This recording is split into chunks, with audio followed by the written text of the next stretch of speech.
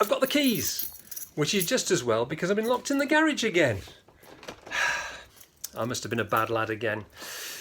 But I've got the keys, that's the main thing. And yeah, today I've got the keys to what I think Jesus meant by those 4 statements this week. And I assume that you haven't put a comment either because you thought, I don't know what those statements meant, or because you thought, he'll tell us anyway. Yeah, I'm going to tell you anyway. So the first one, remember we had Lorna's favourite doll to remind us about babies and being born again.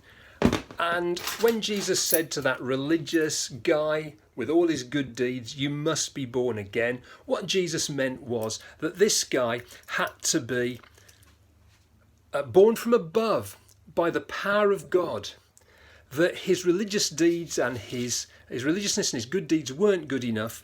He needed a completely new start. He needed to be transformed and brought into God's family. And then what do we say? Oh yes, the second one. That was to do with this stuff, H2O, where Jesus says to this woman, you are needing living water. And she's, what? Eh? And he didn't mean literal H2O, but he was speaking metaphorically, big word, and saying, you know what? You've been going from one relationship to another with all these blokes, and it's not given you what you're really thirsting for, which is a new life in me, which is eternal life, which starts in this life, life to the max. And so that's what he was saying to her. So what about the next key?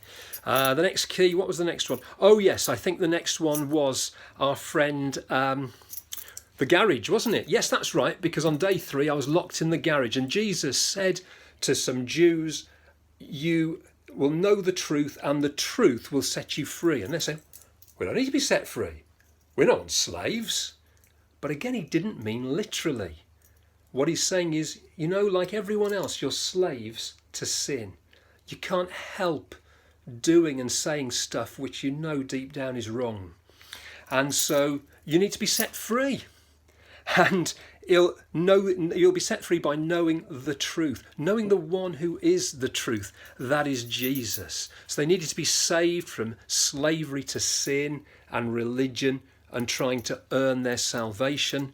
And then lastly we had Tete, Daniel's old mate, and that was, I was trying to thread him through a needle, and Jesus said it's easier for a camel to go through the eye of a needle than for a rich man to enter the kingdom of heaven. So here's the key to that one.